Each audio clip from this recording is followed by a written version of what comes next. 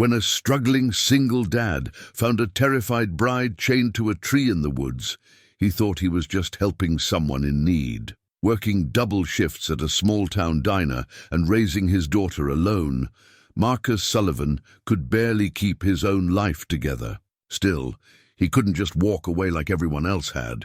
The mysterious woman was a mail-order bride that the whole town had given up on, calling her too lost to help. But as Marcus helped her heal and rebuild her life, he discovered something shocking. She wasn't just another lost soul. She was Lena Morgan, a billionaire heiress who had fled her wealthy family's suffocating expectations. But what could make someone leave behind a life of luxury and end up chained to a tree in a small town? Before we jump back in, tell us where you're tuning in from. And if this story touches you, make sure you're subscribed, because tomorrow I've saved something extra special for you. The fluorescent lights of Jenny's diner buzzed overhead as Marcus Sullivan wiped down the counter for the 100th time that evening. His shoulders ached from 12 hours of carrying plates and refilling coffee cups, but his shift wouldn't end for another hour. The worn fabric of his apron, frayed at the edges from years of use, had long since faded from black to a weary grey, much like his dreams of something better than this. "Order up!" Jerry's voice boomed from the kitchen, accompanied by the clatter of plates hitting the service window. Marcus grabbed the plates, muscle memory guiding his movements as he balanced the heavy dishes. Table 6, meatloaf special. Table 3, turkey club extra mayo. He'd been doing this dance so long he could probably manage it blindfolded. "Thanks, Marcus."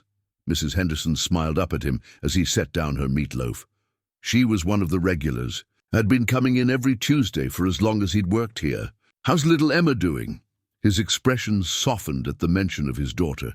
"She's good, made the honor roll again this quarter." "That girl's got her daddy's determination," Mrs. Henderson said, reaching for her fork, "and her mama's. Brains, God rest her soul." Marcus's smile faltered slightly. Sarah hadn't died.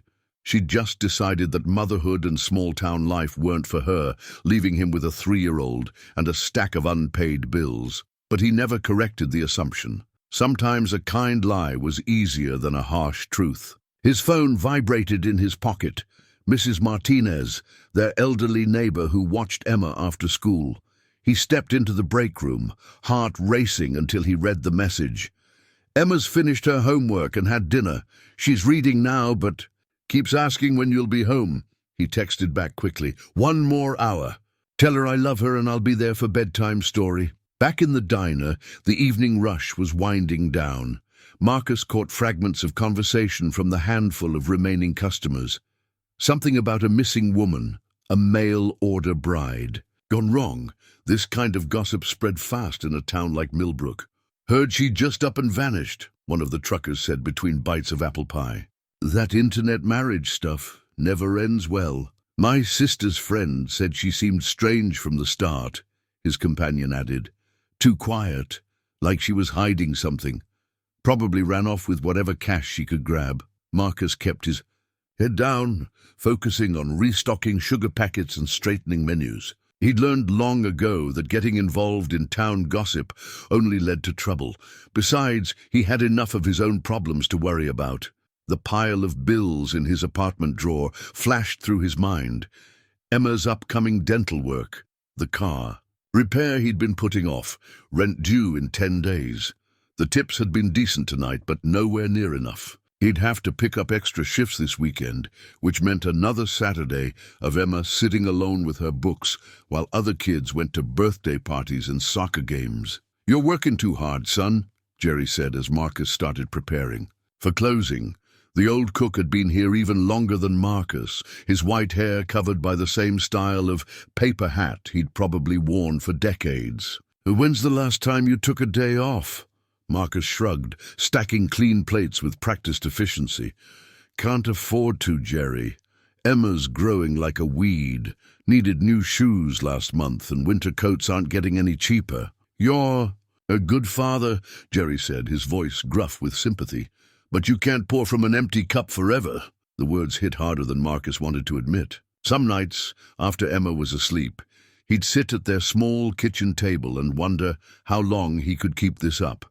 Single parenthood was a constant balancing act between being there for his daughter and providing for her. Most days, it felt like he was failing at both, but then he'd think of Emma's face lighting up when she solved a difficult math problem, or the way she still crawled into his lap for comfort despite insisting she was practically grown up now. She was worth every exhausting minute, every missed opportunity, every lonely night. The diner's bell chimed as the last customers left. Marcus began his closing routine, counting the register, mopping the floors, preparing for tomorrow's breakfast shift. Outside, the autumn wind rattled the windows, carrying dead leaves across the empty parking lot. Tomorrow would be another day of the same routine, another day of trying to stretch dollars further than they could go, another day of hoping it would somehow be enough. But first, he had a bedtime story to read. The shortcut through Wilson's Woods had always made Marcus uneasy, but tonight something felt different. Maybe it was the way the fog clung to the ground, or how the quarter moon cast strange shadows through the bare branches. He pulled his jacket tighter, quickening his pace. The sooner he got home to Emma, the better. His shoes crunched over fallen leaves, the sound unnaturally loud in the midnight silence. The old logging trail would cut 20 minutes off his walk. Home, 20 precious minutes he could spend with Emma before she fell asleep. But halfway through the woods, something made him stop dead in his tracks.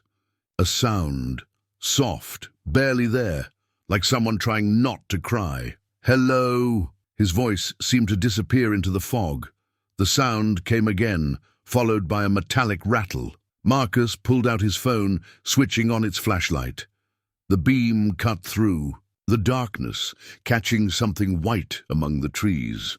At first, he thought it was just fog, or maybe one of those plastic bags that always got tangled in the branches. But then it moved. A woman in a wedding dress was huddled against an old oak tree, her wrists bound by a heavy chain wrapped around the trunk. Her dark hair had fallen over her face, and she flinched away from the light. "Oh my God!" Marcus stepped closer, then stopped when she pressed herself harder against the tree. "I'm not going to hurt you.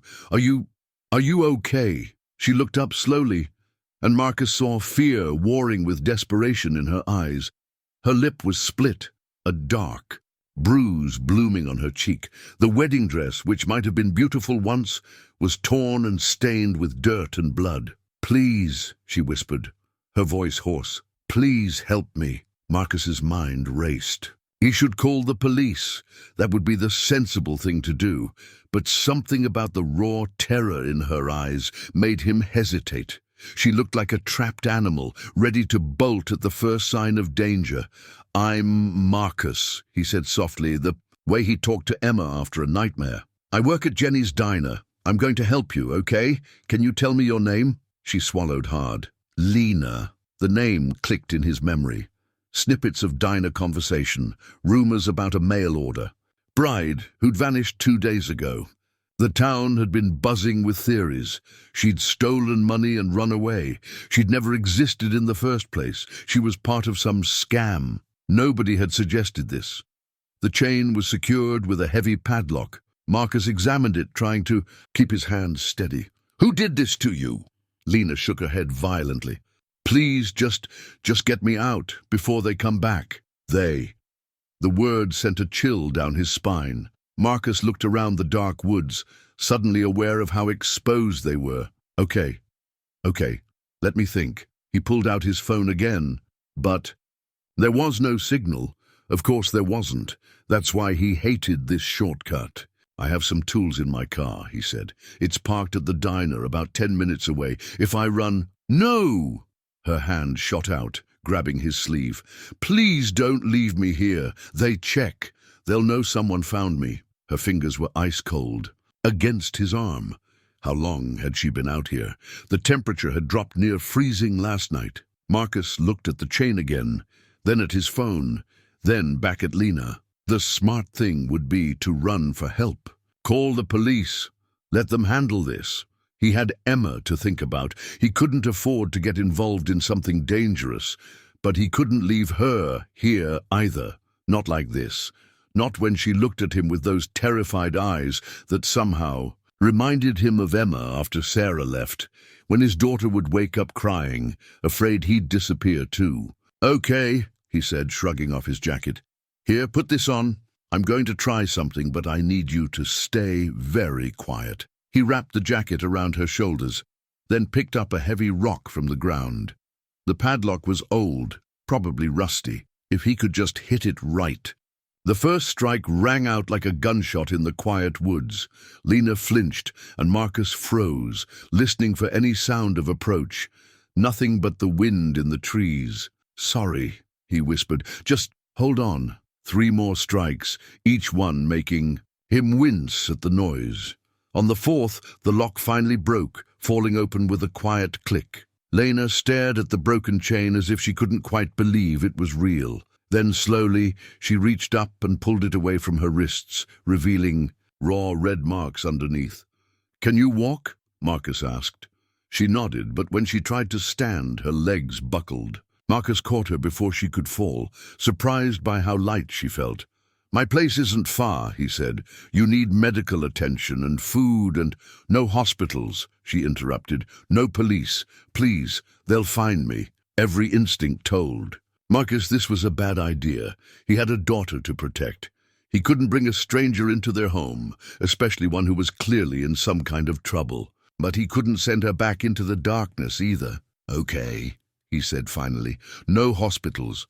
Not tonight, anyway. But you're going to have to tell me what's going on. Who did this to you?" Lena pulled his jacket tighter around her shoulders, her eyes darting around the woods. "I will, I promise. Just please get me out of here first." Marcus nodded, supporting her as they started the slow walk out of the woods. Behind them, the broken chain hung from the old oak tree, swaying gently in the autumn wind like a warning. Martinez was asleep in the armchair when Marcus eased open his apartment door, Lena leaning heavily against his side. The TV flickered silently, casting blue shadows across the small living room, where textbooks and colored pencils were scattered across the coffee table. Evidence of Emma's homework routine. "Dad?" Emma's voice came from the hallway. She appeared, in her astronaut pajamas, rubbing sleep from her eyes. Then she saw Lena, and her eyes went wide. "Emma, honey," Marcus said softly. "This is Lena. She needs our help tonight, Mrs. Martinez." He gently shook their neighbor's shoulder. The elderly woman startled awake, then froze at the sight of Lena in her torn wedding dress. "Dios mío," she whispered. "I'll explain later," Marcus said. "Thank you for staying late." After Mrs. Martinez left, with many concerned backwards glances, Marcus helped Lena to the bathroom. "There are clean towels under the sink. I'll find you some clothes." Emma trailed after him to his bedroom. "Dad, is she a princess? She's wearing a wedding dress like in my books." Marcus pulled out an old t-shirt and sweatpants. "Not exactly.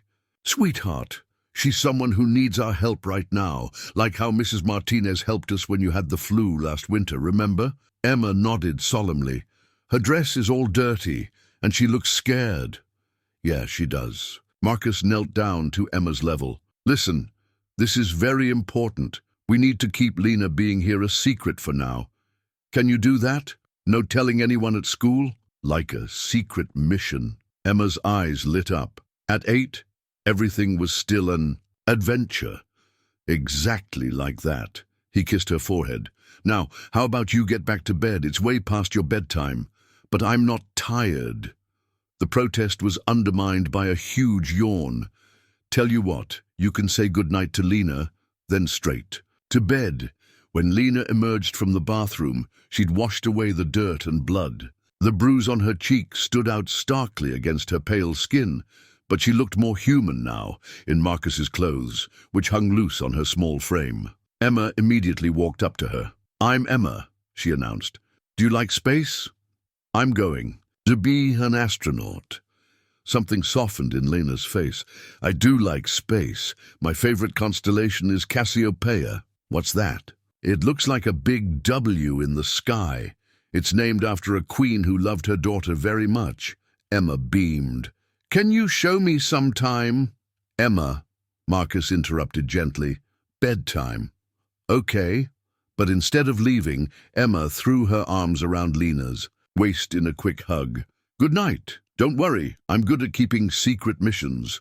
After Emma disappeared down the hall, Lena stood very still, her hand touching where Emma had hugged her. She's beautiful, she whispered. You're lucky. Yeah, I am. Marcus gestured to the kitchen. You should eat something. I can make soup. Lena nodded, following him to the small kitchen. She sat at the table while Marcus heated up chicken, noodle soup, her eyes taking in the drawings stuck to the refrigerator, the stack of bills partially hidden behind a cereal box, the science fair trophy on the windowsill. This is a happy home, she said quietly. Marcus set the soup in front of her. We make do. He noticed her hands trembling as she picked up the spoon. Lena, what happened to you? Who chained you to that tree? She stared into the soup bowl. The less you know, the safer you'll be. I think we're past that point. He sat across from her. Someone hurt you. They might come looking. I have a daughter to protect. Lena's spoon clinked against the bowl. I never meant I can leave. I should leave. No. The word came out sharper than he intended. Sorry, but no, you're not going anywhere tonight. You need rest, and it's not safe out there. It's not safe for you either. Having me here. She finally met his eyes. I'm not who they said I was. The mail-order bride story. It wasn't true. I figured that much. He pushed the sleeve of his borrowed shirt up her arm, revealing the bruises around her wrist. These weren't made by someone looking for love. A sound from the hallway made them both jump, but it was just Emma's door creaking. Still, Lena lowered her voice. I ran away from people who own things, control things. I thought I could disappear in a small town, start over, but they found me. Who found you? She shook her head. Please, not tonight. I need to think, to plan. Marcus wanted to press further, but exhaustion was written in every line of her body. Okay, you can take my bed. I'll sleep on the couch. I couldn't. You can and you will. He stood, taking her empty bowl. Down the hall, first door on the left. There's a lock on the inside. Use it if it makes you feel safer. Lena stood shakily. Marcus, thank you. Not everyone would have stopped. Not everyone would have helped. He thought of Emma's immediate trust, her instinct to comfort a stranger in pain. Maybe we should all stop more often. Later, after he'd made up the couch and turned out the lights, Marcus lay awake, listening to the quiet apartment. He could hear Emma's soft snoring from her room, the hum of the old refrigerator, the tick of the kitchen clock. Normal sounds that suddenly felt precious, fragile. Somewhere in the darkness, people were looking for the woman sleeping in his bed. People who chained brides to trees and left them to freeze. People who might come looking here next. He should be terrified. He should be planning how to get her out of his apartment, out of his life, before whatever storm followed her caught. Up to them all. Instead, he found himself thinking of Emma's quick hug, of Lena's face when she talked about constellations, of how his daughter, who still missed her mother every day, had recognized something in this stranger worth saving. Sometimes he thought the riskiest choice and the right choice were the same thing. Morning arrived with the smell of burning toast. Marcus woke on the couch to find Lena in his kitchen, frantically waving smoke away from the toaster, while Emma giggled at the table. I'm so sorry, Lena said when she saw him. I wanted to help make breakfast, but she gestured helplessly at the blackened bread. Never used a toaster before? Emma asked around a mouthful of cereal. Something flickered across Lena's face, embarrassment maybe, or something deeper. Not exactly. Marcus stretched, his back protesting the night on the couch. Emma, bus comes in 20 minutes. Got your homework? Yes, but... Emma looked at Lena. Can't I stay home today? To help with the secret mission, the most important part of your secret mission is acting normal, Marcus reminded her. That means school. While Emma got ready, Marcus made coffee, watching Lena out of the corner of his eye. In daylight, the bruises looked worse, but there was something else about her that hadn't been visible in the darkness. The way she held herself, how she studied ordinary objects like the coffee maker with barely concealed confusion, as if she'd never seen one before. "I should go," she said suddenly. "I've imposed enough." "Go where?" Marcus poured 2 cups of coffee. "You still haven't told me what's really going on." She accepted the coffee but didn't drink. "It's complicated. Usually is." He pulled out his phone. "Look, I called in sick to work. First time in 3 years, so why don't we—" He stopped. Lena had gone rigid, staring at something behind him. On the kitchen counter lay the morning's newspaper, delivered as always by Mrs. Martinez.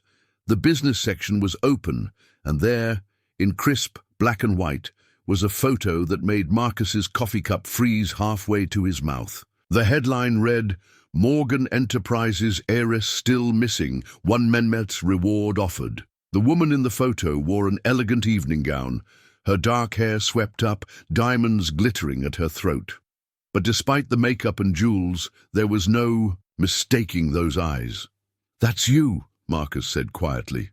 Before Lena could respond, Emma burst back into the kitchen.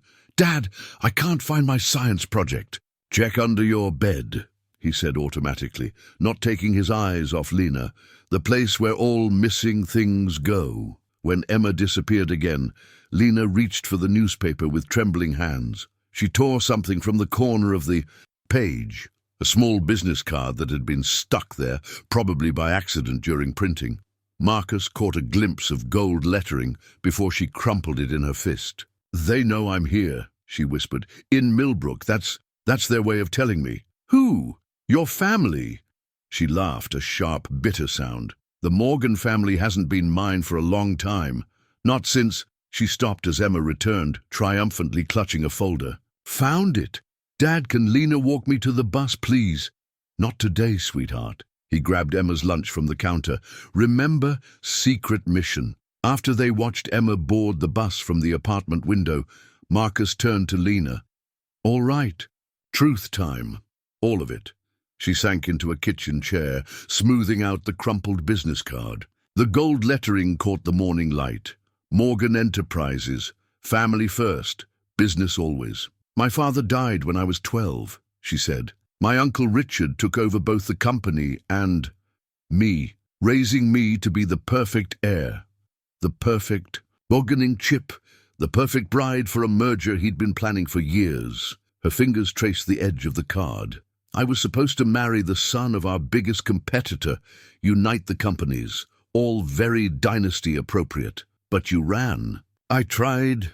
Her hand went to the bruise on her cheek. "They found me the first time in Seattle, then Boston.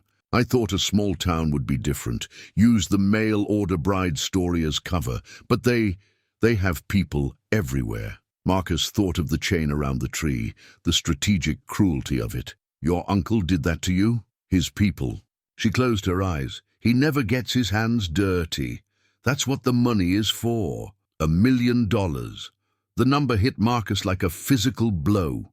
More money than he'd see in 20 lifetimes of diner shifts. Enough to pay off every bill, send Emma to any college she wanted, never worry about dental work or winter coats again. Lena must have seen something in his face because she stood abruptly. "I understand if you want to turn me in. The reward, it would change your lives." "Sit down," Marcus said roughly. I wouldn't do that." "Why not? It would be the sensible thing, the safe thing." "Because Emma likes you," he said simply. "Because you know Cassiopeia. Because you tried to make breakfast even though you've probably never had to cook a day in your life.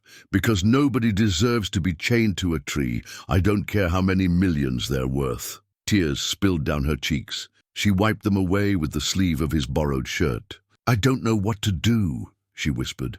"I'm so tired of running." Marcus looked at the business card again, at its smug proclamation of family and business, at the newspaper photo of a woman who looked nothing like the real person sitting at his kitchen table. "Then stop running," he said. "We'll figure something out." "We?" "Yeah, we." He managed a small smile. "Besides, Emma would never forgive me if I let her secret mission fail." The police car parked outside Jenny's diner wasn't unusual. Officers often stopped in for coffee during their shifts. But when Marcus saw Detective Laura Chen at his usual section, he knew this wasn't a casual visit. "Marcus," she greeted him, sliding a manila folder onto the counter. "Got a minute?" He glanced at Jerry through the kitchen window, who nodded. "Take 10, son. I'll cover your tables." Detective Chen waited until Marcus sat across from her. "You weren't at work yesterday." "Called in sick. First time in 3 years, yes. Your boss mentioned that." She opened the folder.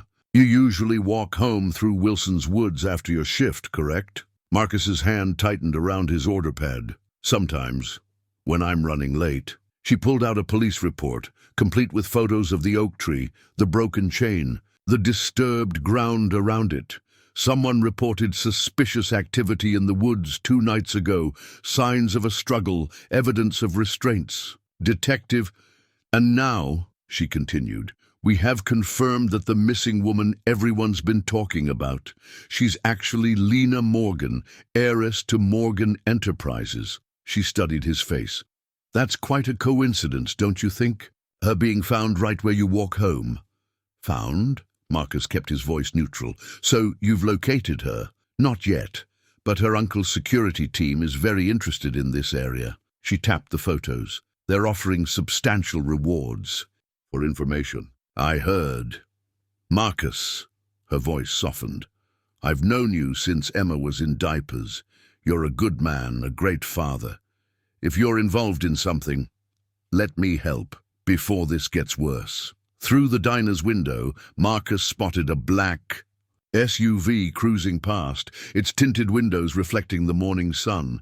He'd seen the same vehicle earlier, parked near Emma's school. "I appreciate the concern," he said carefully, "but I really was just sick yesterday. Stomach bug." Detective Chen sighed, closing the folder. "These people she's running from, they're not just rich, they're powerful, the kind of powerful that makes problems disappear." She stood, leaving her card on the table. "If you hear anything, or if you need help, call me, any time." After she left, Marcus found his hands shaking as he cleared her untouched coffee cup. He'd known there would be consequences to helping Lena, but seeing those photos, the official police report, it made everything more real. His phone buzzed, a text from Mrs. Martinez. "Men in suits asking questions at school. Said they're private. Investigators. Principal sent them away, but they're still parked outside." Marcus's heart clenched. He texted back quickly, "Can you pick Emma up early? Take her to your place." "Already done," came the reply. "She's safe with me." "But Marcus, what have you gotten into?" Before he could respond, Jerry called him to the kitchen. "Your order for table 5's been sitting here 10 minutes. "Sorry, Marcus stopped. On the ticket below the usual order shorthand, Jerry had scrawled, "Back door, black car watching." Marcus peeked through the kitchen window. Another SUV, identical to the first, idled in the alley. "Time to go, son," Jerry said quietly. He pulled off his apron. "I'll cause a distraction out front. You slip out through the storage room. There's a loose board in the back fence." "Jerry, I can't." "Ask you to." "You're not asking." The old cook's eyes crinkled. "Known you since you were shorter than that prep counter. Whatever trouble you're in, well, sometimes trouble's worth it for the right reasons." 5 minutes later, an accidental grease fire had drawn everyone's attention to the front of the diner. Marcus slipped through the fence and down the back alley, taking the long way home through residential streets. But when he finally reached his apartment, he found the door slightly ajar. His heart stopped. Had they found Lena? Was she— "About time," came her voice from inside. "Quick, close the door." She sat at his kitchen table, surrounded by papers and what looked like 3 different laptops. Emma's school backpack lay open beside her, emptied of books, to make room for what appeared to be surveillance equipment. "What is all this?" "Insurance," Lena said, not looking up from one of the screens. "And leverage. I didn't spend all those years in board meetings learning nothing." She finally met his eyes. "I saw the cars watching the apartment. They're getting closer. They were at Emma's school. I know. Mrs. Martinez got her out just in time. Her fingers flew over the keyboard. We need to move faster than planned. Tonight. Tonight! Move where? I have a plan. She gestured. To the papers. Financial records, property deeds, what looked like offshore account numbers. But you're not going to like it. Marcus thought of Detective Chen's warning, of the SUVs with their tinted windows, of how close they'd come to Emma. Tell me. First, Lena said, call Jenny's diner. Tell them you quit. What? Why? Because by this time tomorrow, Marcus, Sullivan won't exist anymore.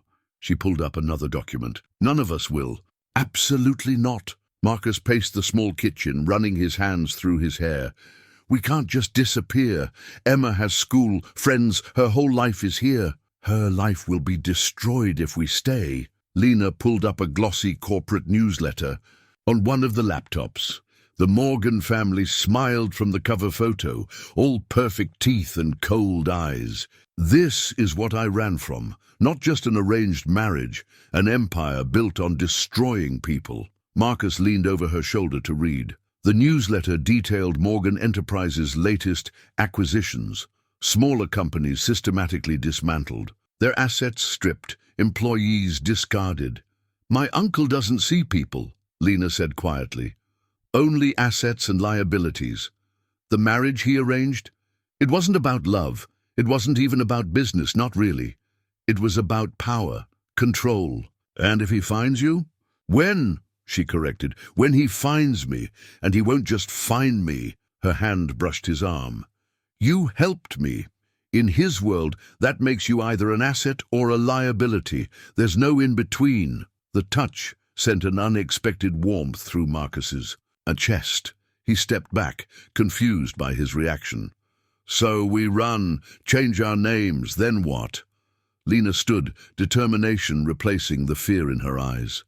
We fight back. I've spent months gathering evidence. Illegal dealings, corporate espionage, tax evasion. Enough to bring down not just my uncle, but the entire corrupt system he's built. That's why they're hunting you so hard, Marcus realized. Not just to get you back, to silence me. She nodded. The chain, the threats, that was just the beginning. They'll use anything, anyone to get to me. Her voice cracked. Including a sweet little girl who likes space and hugs strangers. Marcus sank into a kitchen chair, the weight of it all pressing down on him.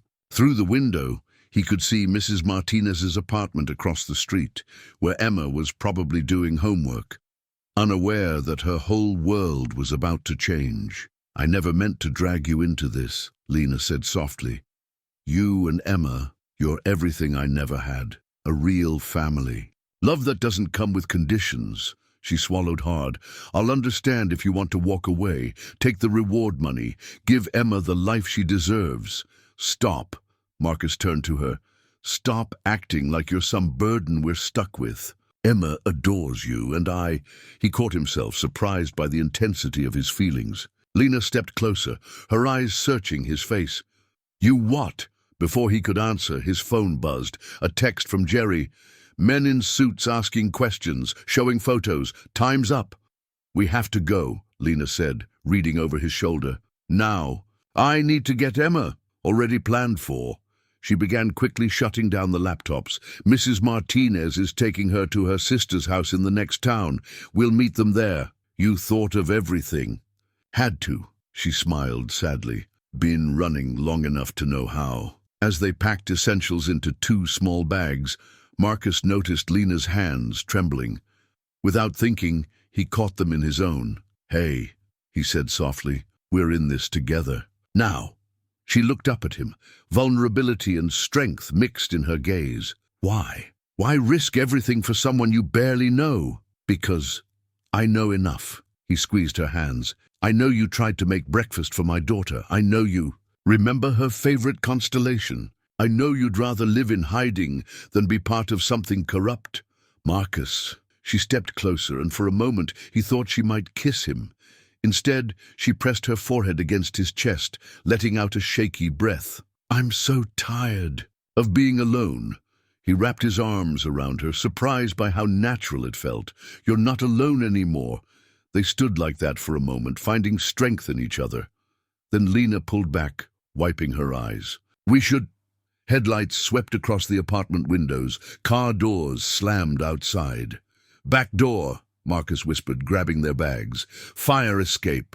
As they slipped out into the night, Marcus took one last look at the apartment.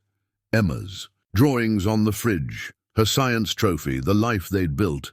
But when he felt Lena's hand slip into his, he knew they were carrying the most important parts of home with them. Sometimes running away meant running towards something better. Millbrook erupted into chaos the next morning. The local newspapers. Headlines screamed, "Diner waiter kidnaps billionaire heiress," complete with Marcus's employee photo from Jenny's and Lena's society portrait side by side. At Mrs. Martinez's sister's small house just outside town, they watched the fallout on the morning news. "Turn it off," Marcus said, as the reporter interviewed his neighbors. Some defended him. "Marcus Sullivan's a good man, a devoted father." Others shook their heads. Always knew there was something odd about him, so quiet, keeping to himself. Emma sat at the kitchen table, picking at her cereal. "Why are they saying mean things about you, Dad?" "Because they don't know the whole story, Mija," Mrs. Martinez said, switching off the TV. "Sometimes people prefer simple lies to complicated truths." Lena stood by the window, scanning the street. She hadn't slept, spending the night transferring money between accounts, making calls in whispered Mandarin. "We need to move. They'll check nearby towns first." A car pulled into the driveway. Everyone tensed until they recognized Detective Chen's personal vehicle. "I'm not here officially," she said when Mrs. Martinez let her in. "But you need to know. They're coming. Not just private security now. Federal agents." "How long?" Marcus asked. "Hours, maybe less. There's a roadblock on the highway." She looked at Lena. "Your uncle's playing hardball. Claims you're mentally unstable, that Marcus manipulated you." "Of course he does." Lena's laugh held no humor. "He can't admit I left willingly. That would raise too many questions." Detective Chen pulled out her phone, showing them surveillance photos. Black SUVs at every exit from town. Men in suits interviewing shop owners. "Whatever you're planning, do it fast." Emma suddenly spoke up. "Are we doing something wrong, Dad?" The adults fell silent. Marcus knelt beside his daughter's chair. "No, sweetheart. Sometimes doing the right thing looks wrong to people who don't understand. Like in Star Wars, when the good guys have to hide from the Empire." "Exactly like that," Lena said softly. She joined them at the table, pulling out her laptop. "And like the rebels, we have a secret plan." She turned the screen to show them. Property deeds, bank statements, corporate documents, all bearing the name Morgan. "My mother left me a trust fund my uncle couldn't touch. I've been moving the money slowly, building evidence of his crimes. Today, it all pays off." A knock at the door made them all jump. Mrs. Martinez peeked through the curtains. "Madre de Dios, it's him." Through the window, they saw an elegant town car idling in the street. Richard Morgan stepped out, his expensive suit out of place in the modest neighborhood. 2 security guards flanked him. "Let me handle this," Detective Chen said, drawing her weapon. "Get out through the back." "No," Lena stood. "I'm done." "Running, Lena." Marcus grabbed her arm. "Think about—" "I am thinking." She touched his cheek. "I'm thinking about Emma growing up looking over her shoulder. About you losing everything you've built here. About all the other families my uncle has destroyed." She turned to Detective Chen. "You want evidence of corporate crime? I'm about to give you a confession." Before anyone could stop her, she walked to the front door and opened it. Richard Morgan's practiced smile didn't reach his eyes. "Lena, darling, you've led us on quite a chase." "Hello, Uncle Richard." Her voice was steel. "Here to chain me to another tree?" His smile slipped. "I don't know what stories you've been telling these people, but it's time to come home. The merger is dead." Lena held up her phone. "Like all your other dirty deals will be when these documents hit the SEC, FBI, and every major news outlet. 1 click. You wouldn't dare. But there was fear behind his anger now. Everything I've done was for the family. No, everything you've done was for power. She stepped onto the porch. Here's what's going to happen. You're going to call off your dogs, cancel the merger, resign from the company. In return, these files stay private. Or what?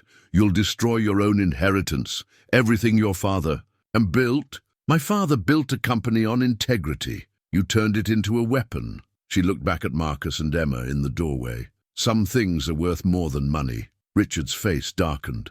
He nodded to his guards, who reached inside their jackets. But Detective Chen was faster, her badge and gun already out. Federal agents are 2 minutes away. Your choice, how they find you, Mr. Morgan. For a long moment, no one moved. Then Richard straightened his tie. You've changed, Lena. Your father would be disappointed. No, she said quietly. He'd be proud I finally stood up to you. As if on cue, police sirens wailed in the distance. Richard glanced at his guards, then back at Lena. This isn't over. Yes, it is. She held up her phone again. Unless you want me to press send. They watched the town car drive away, just as the first police vehicles appeared. Detective Chen holstered her weapon. That was either very brave or very stupid. Sometimes they're the same thing. Lena felt Marcus's hand slip into hers, squeezing gently. Emma bounded onto the porch. Did we win? Are the bad guys gone? Lena knelt down to hug her. Not gone, but running scared. Like all bullies when someone finally stands up to them. 3 weeks later, Marcus stood in the kitchen of their new rental house, watching through the window as Lena and Emma set up a telescope in the backyard. The late autumn air was crisp, stars beginning to peek through the twilight. Dad! Emma called. Lena says we can see Cassiopeia tonight. He smiled, remembering that first night when Lena had mentioned the constellation. It felt like a lifetime ago, though the bruises on her wrists had barely faded. The house wasn't much. A small, ranch-style rental on the outskirts of a town 3 states away from Millbrook, but it was safe. Richard Morgan's empire was crumbling under federal investigation, and Lena's evidence had proven instrumental in building the case against him. Still, they were careful. New names, new backgrounds, new stories to tell the neighbors. But some things couldn't be hidden, like the way Emma's face lit up when Lena helped with her science homework, or how naturally they'd fallen into a family routine. Marcus carried 3 mugs of hot chocolate outside. Careful, they're hot. Perfect timing, Lena said, adjusting the telescope. The sky's almost dark enough. She accepted the mug, her fingers brushing his. The touch still sent that same warm flutter through his chest. Emma bounced impatiently. Can we see the Queen's W yet? Almost. Lena pointed up. See those bright stars starting to appear? That's the first point. As they waited for full darkness, Marcus pulled out an old photo album he'd managed to grab. Before leaving Millbrook. Found this while unpacking. Emma curled up between them on the old porch swing. Baby pictures. Look, Lena, that's me when I was super tiny. They flipped through pages of Emma's childhood. First steps, first day of school, birthday parties. Marcus noticed Lena lingering over a photo of Emma asleep on his chest, both of them napping on their old couch. I don't have any photos like these, she said softly. After my father died, everything became about appearances. Professional portraits, society pages, corporate newsletters. She touched the candid photo gently. Nothing real. We'll make new ones, Emma declared. She pulled out her small digital camera, a gift from Lena. Smile. The flash caught them by surprise, Marcus and Lena squinting while Emma giggled. Perfect. Our first family photo. The word family hung in the air. Marcus watched Lena's expression, saw the mix of hope and uncertainty there. They hadn't discussed what this was between them, too focused on survival, on keeping Emma safe, on building their new life. But moments like this, sharing hot chocolate under the stars, looking at old photos, making new memories, felt more like family than anything Lena had known with the Morgans. Oh! Emma suddenly pointed up. I see it! The W! Lena leaned close, guiding Emma's gaze. That's it, Cassiopeia, the queen who loved her daughter so much, she challenged the gods. Did she win? Not exactly. The gods punished her pride by tying her to a chair in the stars, but, Lena smiled, they couldn't separate her from her daughter, so maybe she won after all. Emma considered this. Like how those bad men tried to separate us, but we stayed together instead. Marcus felt Lena tense beside him, but when she spoke, her voice was steady. Exactly like that. Later, after Emma was in bed, Marcus found Lena still on the porch swing, staring at the stars. He sat beside her, letting the swing's gentle motion fill the silence. "Thank you," she finally said. "For what? For this. For trusting me with your daughter. For making me feel—" She paused. "Safe isn't the right word. Protected, maybe, but also free." Marcus looked at her profile in the starlight. The society princess was gone, replaced by someone real, someone who made terrible toast but perfect hot chocolate, who knew constellations and science facts, who looked at his daughter with pure love. Without thinking, he reached up to brush a strand of hair from her face. She caught his hand, holding it against her cheek. "Marcus, I know," he said softly. "It's complicated. We're still figuring things out. There's no rush." She kissed him. Not the desperate kiss of someone seeking escape or comfort, but a kiss full of promise, of possibility, of a future they could build together. When they parted, she rested her forehead against his. "I used to look up at Cassiopeia and imagine having what she had. A love worth defying the gods for. I never thought I'd find it running from my own family." "Well," Marcus smiled, drawing her closer. "Sometimes the best families are the ones we choose." Above them, the Queen's constellation glittered, a reminder that some bonds were stronger than fear, stronger than power, stronger than all the forces that tried to break them. They had chosen each other, chosen this life, chosen love over safety, and truth over comfort. And under the eternal stars, that choice felt like coming home. The letter arrived on a Tuesday, mixed in with junk mail and local flyers. No return address, just a heavy cream envelope with Lena's new name written in elegant script. Inside was a single sheet of expensive stationery, 3 words in flowing black ink. "Found you, Princess." Lena's hands shook as she showed it to Marcus that evening, after Emma was asleep. They must have tracked the telescope purchase. It was too specific, too easily traced to someone with my background. Marcus took the letter, studying the threatening elegance of it. "We'll move again. Tonight, if we have to." "No." Lena sank onto their couch, suddenly looking exhausted. "I'm tired of running. And it's not fair to Emma constantly uprooting her life. What's not fair is—" Marcus stopped as his phone buzzed. A text from his new boss at the auto shop. "Due to budget cuts, we have to let you go. Effective immediately." Lena read the message over his shoulder and went pale. "It's starting, just like before. They'll strip away everything until we have no choice but to give in." Marcus sat beside her, pulling her close. "We knew they might find us eventually. That's why we had contingency plans. But they're not just threatening us now." She gestured around their small living room, where Emma's drawings hung beside star charts and family photos. "They're threatening this, our home, our family." As if to emphasize her point, Emma's voice drifted down the hallway. "Dad?" "Lena, I don't feel so good." They found Emma in her bathroom, feverish and pale. "My throat hurts," she whimpered. Lena pressed a cool hand to her forehead. "She's burning up. We need to get her to a doctor." At the emergency room, the nurse took one look at their insurance card and frowned. "I'm sorry, but this shows as terminated. We'll need another form of payment." Marcus's stomach dropped. He'd just used the card last week for Emma's checkup. Now he pulled out his credit card, only to have that declined too. "They've frozen everything," Lena whispered. "All our accounts." "Cash only," the nurse said firmly, "or we can't admit her."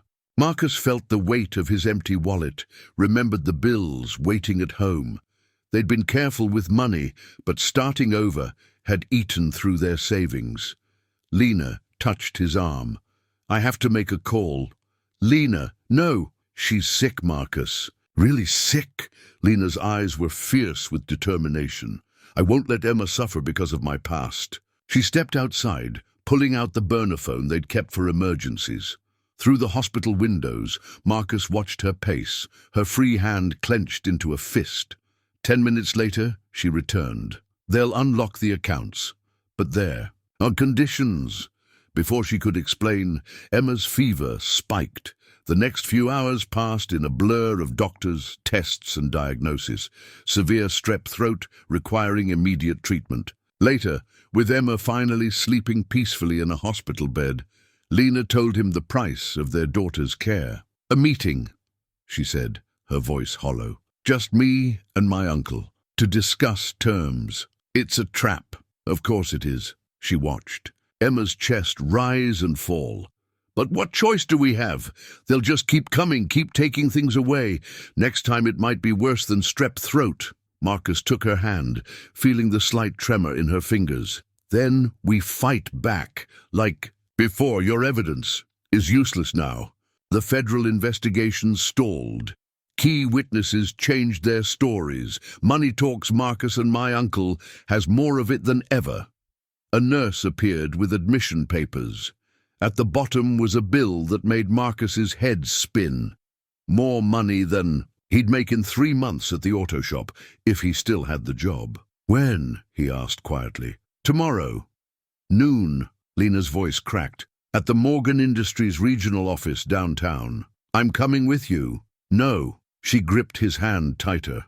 "They were clear. Just me. If anyone else shows up." She looked at Emma. "We can't risk it." Marcus pulled her into his arms, feeling her tears soak into his shirt. "We'll figure something out. We always do." But they both knew this was different. The game had changed. It wasn't just about Lena anymore, or even about exposing corruption.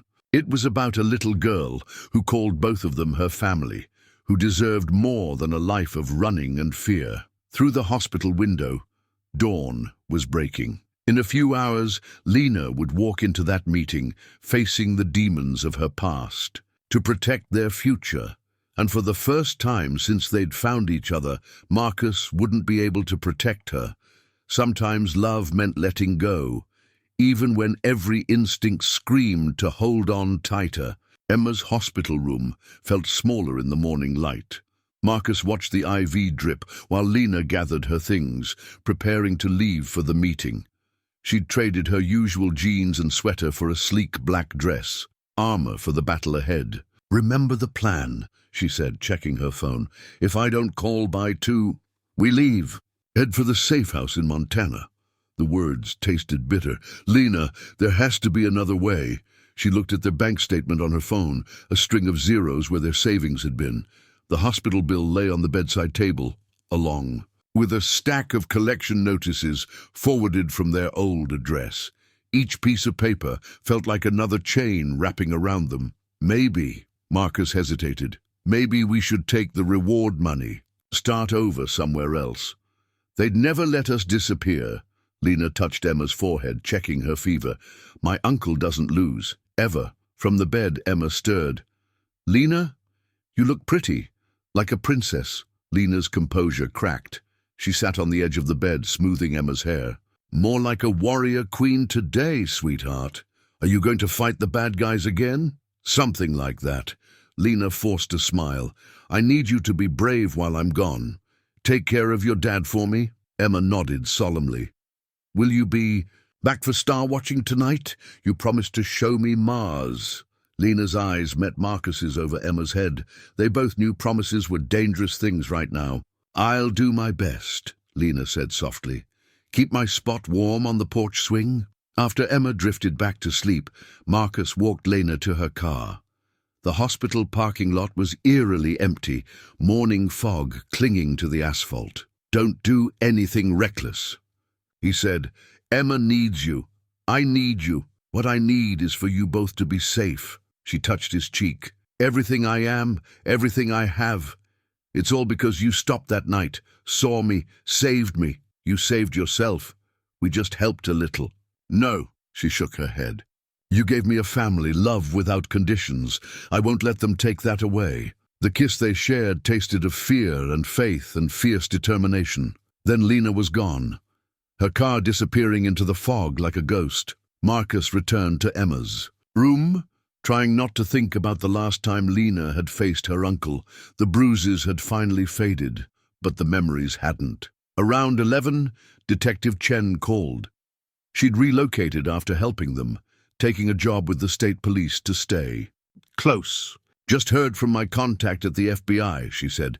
The investigation isn't just stalled, it's been buried. Someone got to the judge, the witnesses, even the lead agent. Marcus watched Emma sleep. They're trying to force Lena back. It's worse than that. My contact says Richard Morgan's been making deals, powerful deals, the kind that end with people disappearing. The implications hit like a physical blow. You think he'd hurt his own niece? I think he can't afford to let her stay free, not after what she knows. A pause. Where is she now? Marcus checked his watch. 11:30. On her way to meet him. Damn it, Marcus, you let her go alone. They threatened Emma, froze our accounts. The hospital wouldn't treat her without... It's a trap, Chen cut him off. Listen carefully. There's a team moving into position around the Morgan Industries office. Not local cops, private security, the kind that doesn't ask questions. Marcus was already moving, gathering Emma's things. How long? Buildings locked down at noon. After that... She didn't need to finish the thought. I need a favor, Marcus said. Someone to watch Emma. Someone we trust. Mrs. Martinez is already on her way. Her sister's driving her up. He could hear sirens in the background of Chen's call. What are you going to do? Break about 15 laws, she said grimly. Meet me at the south entrance in 10 minutes. And Marcus, bring that chain we found in the woods. Time to return it to its owner.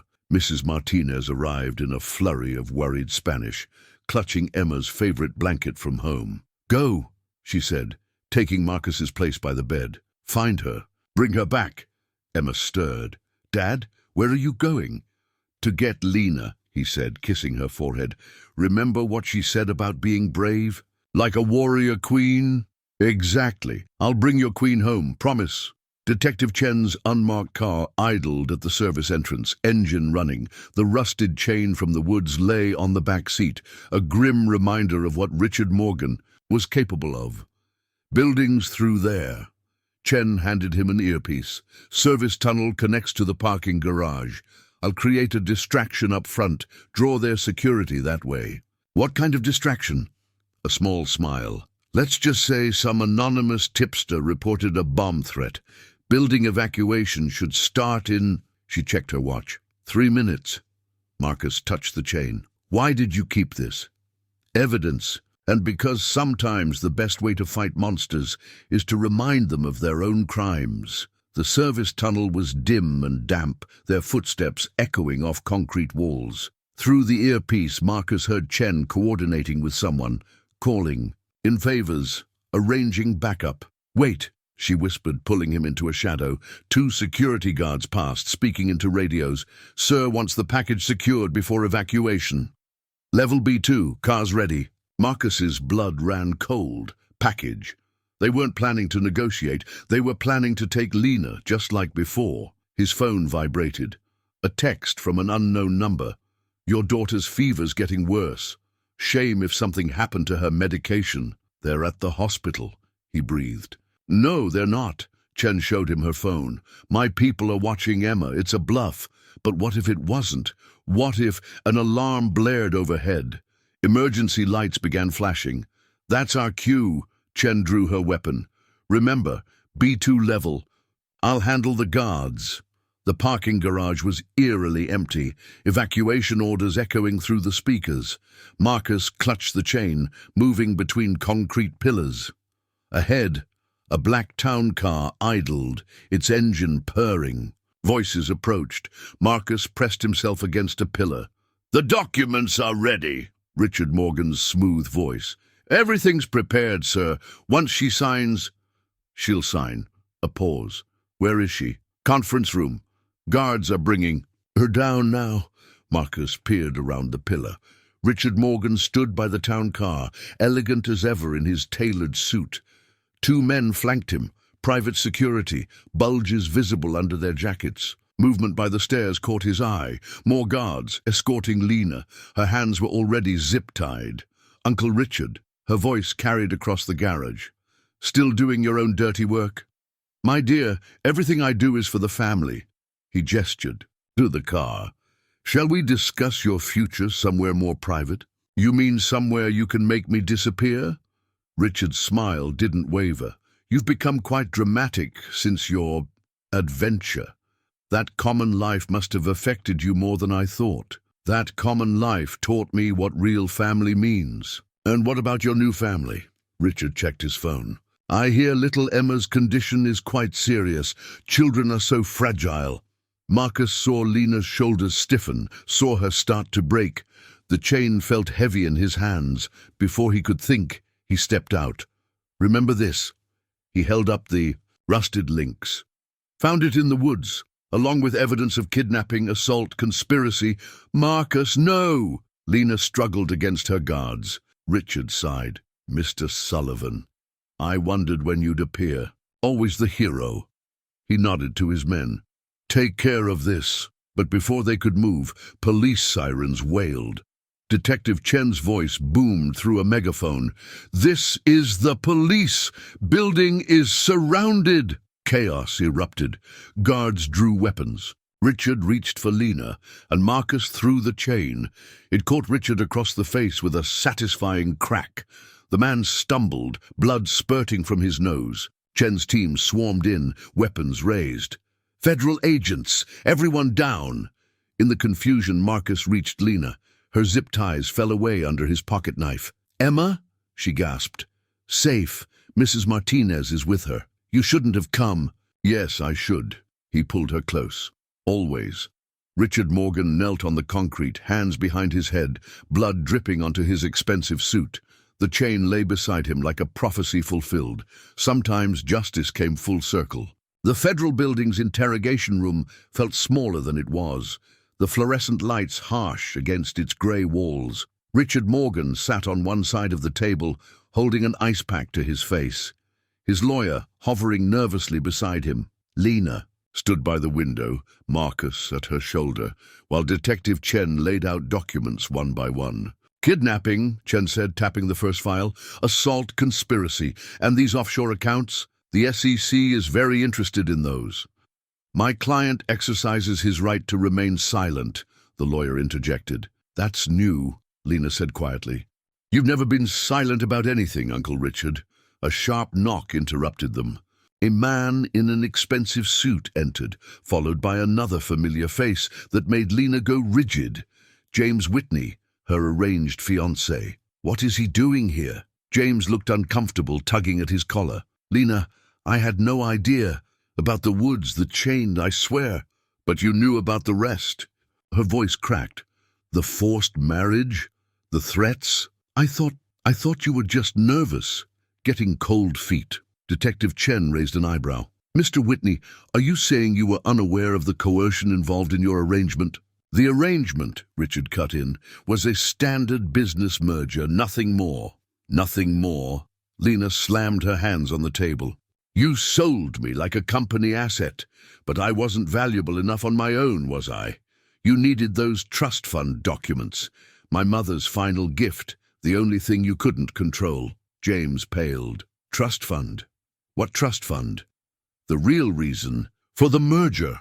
Lena pulled out her own file, the one she'd been gathering evidence in for months. "My mother left me 51% of Morgan Enterprises, untouchable until my 30th birthday, unless I got married. Then control would pass to my husband immediately." Understanding dawned on James's face. "That's why the rushed wedding. Your father's company was failing," Lena continued. "Uncle Richard offered a bailout if you married me and signed over my shares immediately, a hostile takeover by marriage." The lawyer shifted nervously. "Ms. Morgan, these accusations are all documented." She spread out papers across the table. "Every threat, every backroom deal, every shell company. Did James know his father was embezzling millions?" That this marriage would let you cover it up by absorbing his company into Morgan Enterprises. James looked sick. Dad said the merger was our only option, but he never mentioned. Of course not. Lena's voice was steel. Just like Uncle Richard never mentioned what would happen to me after the wedding. Once the shares were signed over, I'd be declared mentally unfit, institutionalized. A tragic story of a troubled heiress, while you two divided my mother's company between you. The room fell silent. Even Richard's lawyer had stopped taking notes. You really are your mother's daughter, Richard finally said. She never understood business either, always talking about ethics, integrity. She understood exactly what you were. Lena cut him off. Why do you think she put those conditions in her will? She knew you'd try to take everything. That's why she protected me the only way she could. Protected you? Richard laughed harshly. Look where her protection got you. Running away with a penniless waiter, playing house with his brat. Marcus moved so fast, even Chen couldn't stop him. One moment he was behind Lena, the next he had Richard by the collar. Say another word about my daughter, he said softly, and the chain will be the least of your problems. Marcus, Lena touched his arm. He's not worth it. He never was. James cleared his throat. I'd like to make a statement about everything, and I think my father should too. James, Richard warned, think about what you're doing. I'm thinking about how I almost helped destroy someone's life, how I almost became exactly like you. Detective Chen smiled. I'm sure the FBI would love to hear all about it. As James began to talk, Lena's phone buzzed. A text from Mrs. Martinez. Emma's fever broke. She's asking for both of you. Go, Chen said. We've got this covered. Outside the federal building, Lena stopped in the sunlight. My mother used to say wealth was like water. It could nourish or drown. Marcus took her hand. You didn't drown. No. She squeezed his fingers. I found something better to believe in. They found the hospital room in chaos. Emma thrashed.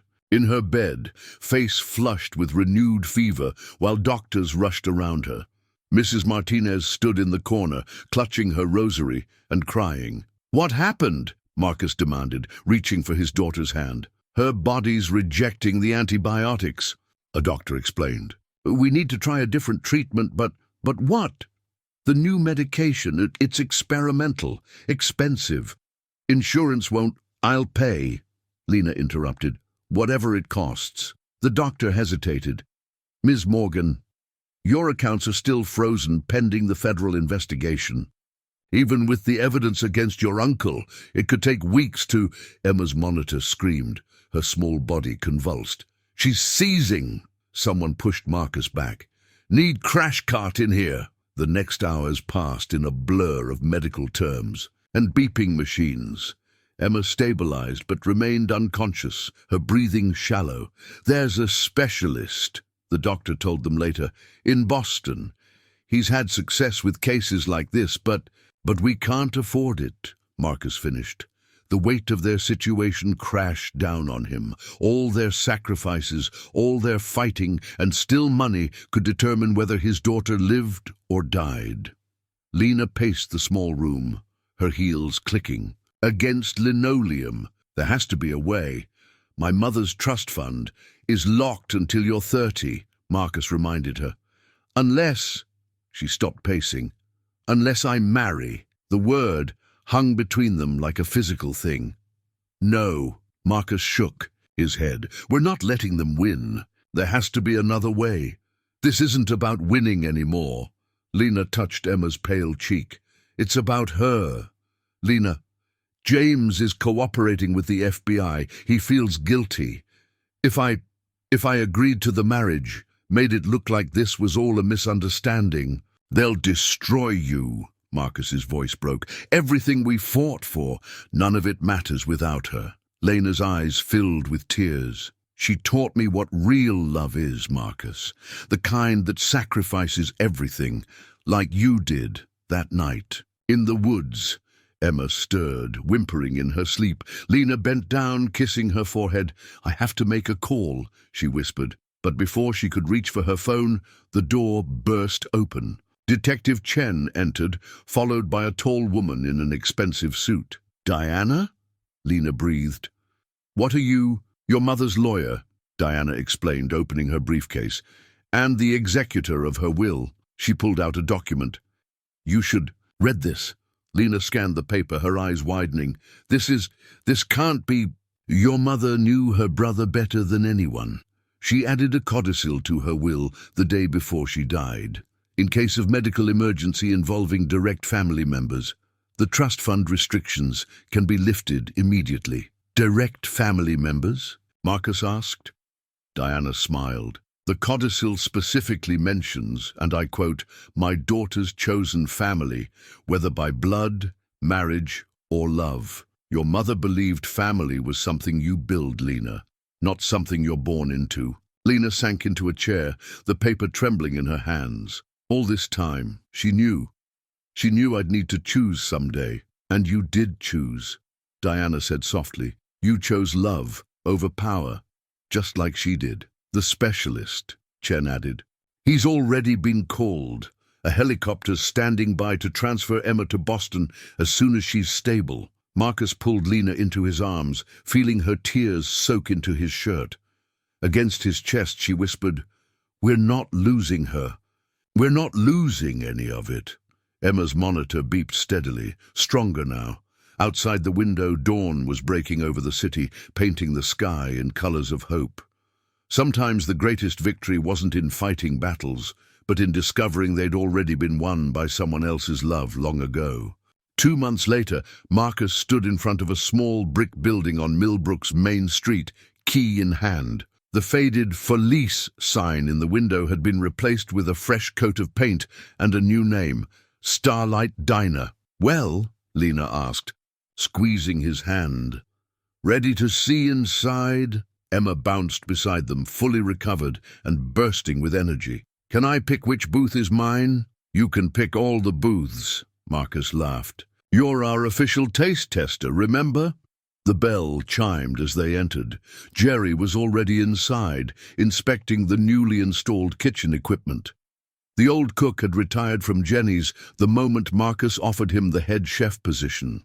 "Top of the line, everything," Jerry whistled. "Never thought I'd see the day." The renovation had transformed the space while keeping its small-town charm.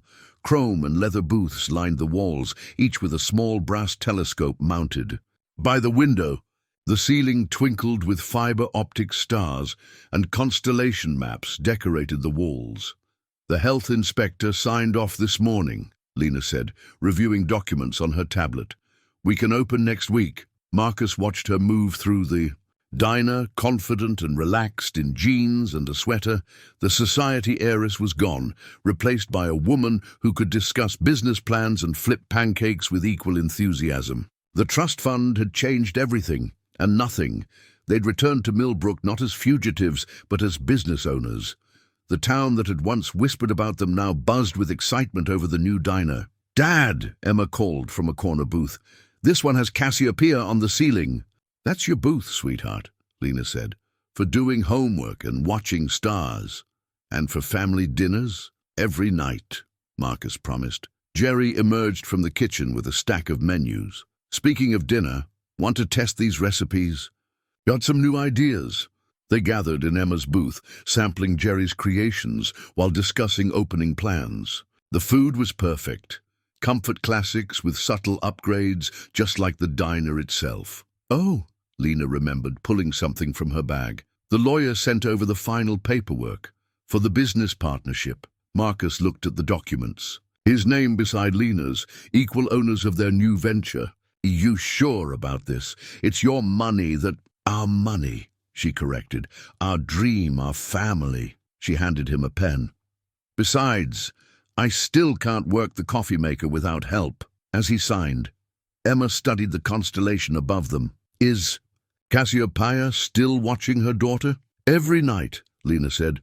"Just like we watch over each other." Jerry cleared his throat. "Better get back to the kitchen before I start crying into the meatloaf." But he paused at the counter. "You know, I've been cooking in this town 40 years, seen businesses come and go, but this place, it's got something special. Love." Emma declared with 8-year-old certainty. And stars, and Jerry's pancakes. Can't argue with that wisdom, Marcus smiled, pulling his daughter close. Later, after Jerry left and Emma was absorbed in her homework, Lena stood at the window. The setting sun painted Main Street gold, promising another clear night for stargazing. Having second thoughts? Marcus asked, wrapping his arms around her waist. The opposite. She leaned back against him. For the first time in my life, I'm exactly where I want to be, doing exactly what I want to do. Running a small-town diner, with a penniless waiter. Building a home with the man who saved me. Creating something that's ours. She turned in his arms. My mother would have loved this place. She always said true wealth was measured in moments of joy. Through the window, they could see their reflection in the darkening glass. 3 people. In a cozy booth, sharing food and dreams and love. A family built on choice rather than obligation, on trust rather than power. The stars were coming out over Millbrook, and this time they weren't running from anything. They were simply home. The line outside Starlight Diner stretched down Main Street, just as it had every morning since their grand opening 3 weeks ago. Marcus watched through the window as Lena worked the crowd, refilling coffee cups and chatting, with customers as naturally as if she'd been doing it all her life. "Order up!" Jerry's voice boomed from the kitchen, accompanied by the sizzle of breakfast on the grill. "Special asteroid pancakes for the birthday girl." Emma beamed as Lena delivered her plate, chocolate chip pancakes arranged in a spiral pattern with whipped cream stars and a sparkler on top. The entire diner joined in singing Happy Birthday, making the 9-year-old blush with delight. "Make a wish, sweetheart," Marcus said. Emma closed her eyes, thought hard, then blew out. "The sparkler. Can't tell you what I wished for," she said, "but it involves all of us." Lena caught Marcus's eye across the diner, her smile soft with understanding. They'd been talking about the future lately, in quiet moments after Emma was asleep. About making their family official. About new beginnings. The breakfast rush was winding down when Detective Chen arrived, carrying a thick envelope. "Final papers from the FBI," she announced. "Richard Morgan's plea deal is done. 20 years, no possibility of parole. James Whitney got immunity for his testimony. And the company," Lena asked, "being reformed under new leadership. The board voted unanimously to appoint Diana as interim CEO until you're ready to take your mother's seat." Lena shook her head. "They'll be waiting a long time. My place is here." Speaking of place, Chen pulled something else from her jacket. Marriage license application, all filled out except for the signatures. "Thought you might want this, considering the ring I spotted Marcus hiding in his sock drawer last week." Marcus choked on his coffee while Lena's eyes went wide. "Real subtle, detective," Jerry called from the kitchen. "What ring?" Emma demanded. "Dad, are you and Lena getting married? Is that what you've been whispering about?" Marcus looked at Lena helplessly. This wasn't how he'd planned to do this. He'd been working up to the perfect moment, practicing his speech, wanting everything to be right. But Lena was already moving, coming around the counter to stand in front of him. "Well," she asked softly, "are we?" The diner had gone quiet, everyone watching. Even Jerry had stepped out of the kitchen, wiping his hands on his apron. Marcus took a deep breath. "I had a whole speech planned about how you changed our lives, how watching you with Emma makes my heart feel too big for my chest, how seeing you happy here, being yourself, makes me fall in love with you more every day." He reached into his pocket, not the sock drawer, and pulled out a small velvet box. Inside wasn't a massive diamond or flashy setting, but a simple silver band set with tiny stars. "I was going to take you stargazing," he continued. "Point out Cassiopeia and talk about families we choose and love that defies everything. But maybe this is better. Here, in our diner, with our family, including all of Millbrook, it seems." Lena's eyes shimmered with tears as he knelt. "Marcus, Lena Morgan, who makes terrible toast but perfect hot chocolate, who knows constellations and my daughter's heart, who chose love over power and us over everything. Will you marry me? Yes, she whispered, then louder. Yes, the diner erupted. In cheers, as Marcus slipped the ring on her finger, Emma launched herself at them both, creating a family hug that several customers photographed for the local paper. About time, Jerry grumbled, but he was wiping his eyes with his apron. Chen pulled out her phone. I'll call Diana. Start arranging. No. Lena's voice was firm. No big society wedding. Just us, here, under our stars. Can I be flower?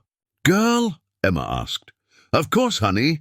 Lena knelt to her level. But first, would you be okay with another change, if I became your mom, officially? Emma's answer was another fierce hug. I wished for that, she whispered, on my sparkler. Outside, Main Street was waking up, another ordinary day in Millbrook. But inside Starlight Diner, a family that had been forged in darkness was stepping into their brightest future yet. They transformed Starlight Diner for the wedding, fairy lights twinkling among the constellations while autumn leaves danced past the windows. Instead of customers, the booths were filled with their chosen family, Jerry in his first suit in decades, Mrs. Martinez dabbing her eyes with a handkerchief, Detective Chen trying to look stern but failing. Emma practically floated down the makeshift aisle between the tables, scattering star-shaped confetti from a basket decorated with constellations. She'd drawn herself. Her flower girl dress matched the deep blue of the night sky, and she wore a crown of tiny lights in her hair. Ready? Diana asked Lena in the kitchen, which had become an impromptu bridal suite. Lena smoothed her simple white dress. Nothing, like the elaborate gown she'd worn during her escape. This one was chosen with love, not obligation. More than ready. The wedding march played from the diner's jukebox, and Lena emerged to find Marcus waiting by the counter where they'd shared so many quiet moments. His eyes shone as she approached, and Emma bounced excitedly between them. The judge, a regular customer, smiled at the unconventional gathering. We're here today to celebrate not just a marriage, but a family that chose each other, that fought for each other, that proved love is stronger than any power or privilege. During the vows, Emma held both their hands, completing their circle. Marcus's voice was thick with emotion as he spoke. I once found you chained to a tree, but you were never really trapped. You were stronger than any bonds, braver than anyone I've known. You chose us, chose love, chose a simple life that turned out to be extraordinary.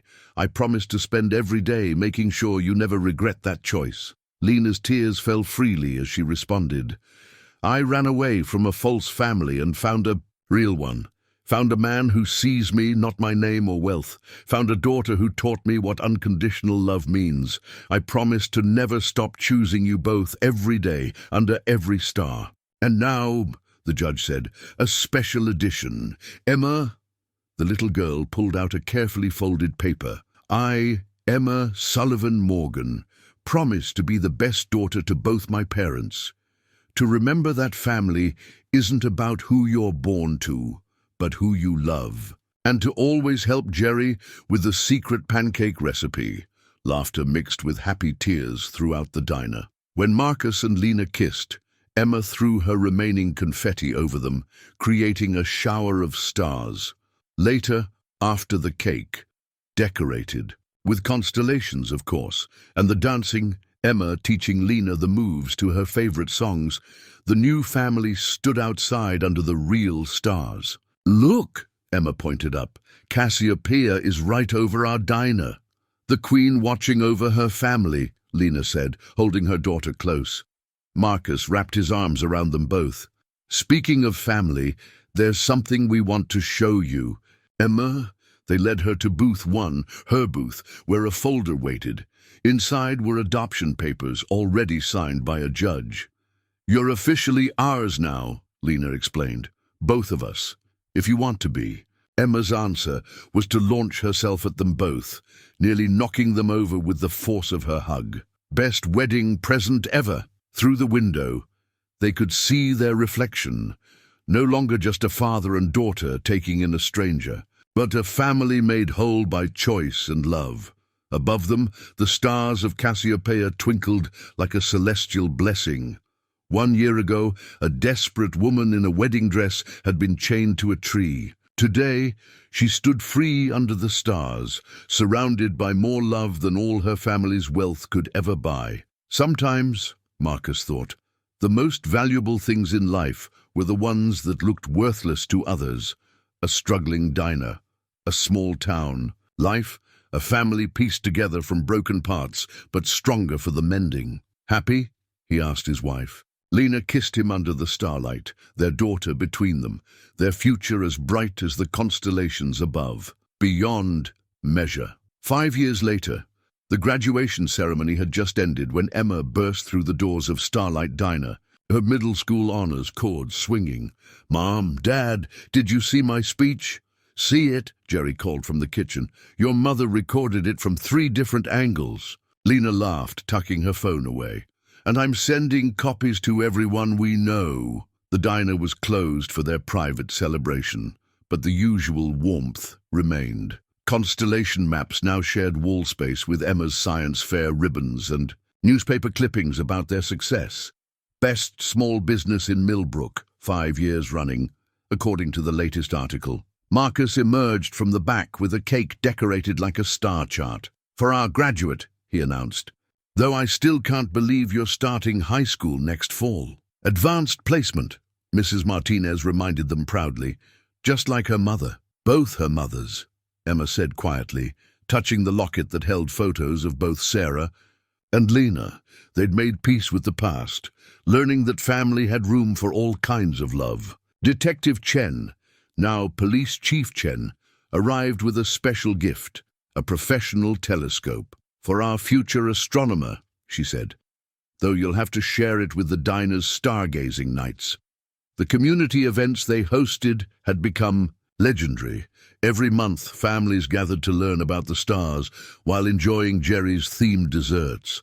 The marriage of science and comfort food had proven unexpectedly perfect. "Speaking of sharing," Lena said, exchanging glances with Marcus, "we have an announcement."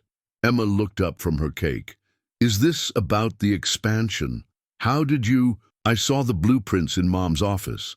We're buying the empty shop next door." Marcus shook his head, grinning. "Nothing gets past you, does it?" "Yes, we're expanding.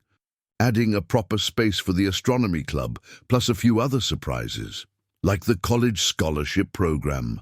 Emma asked innocently. Lena burst out laughing. "Okay, detective, you've found all our secrets. We're creating the Starlight Scholarship for local students interested in science, starting with next year's class. The initiative would help other kids reach for the stars, just as Emma had. It felt right, using their success to light the way for others. As their friends shared congratulations and stories, Marcus watched his family with quiet joy. Emma, confident and kind, so different from the uncertain child of 5 years ago. Lena, who had traded corporate power for the deeper wealth of genuine connection. Their little diner that had become the heart of not just their family, but their community. Later, after the party wound down, the 3 of them climbed to the diner's roof. They had added a proper observation deck, equipped with comfortable chairs and blankets for chilly nights. "Look," Emma pointed, "Cassiopeia." "Still watching over us," Lena said. "Still reminding us that love is the greatest rebellion," Marcus added. Above them, the stars wheeled in their ancient patterns, telling stories of transformation and triumph, but none quite like theirs, of a lost bride, a single father, and the little girl who helped them all find their way home. Emma leaned against her parents, secure in the knowledge that she was deeply, unconditionally loved. "Tell me again," she said, "about the night you found Mom." Marcus and Lena exchanged smiles. It was her favorite story, though she'd heard it 1,000 times. "Well," Marcus began, "it was a cold night in autumn when the stars were bright and clear, and beneath the constellation of a queen who loved her daughter enough to challenge the gods, they told once more the story of how their family was forged, not in gold or privilege, but in the simple revolutionary act of choosing. Love above all else.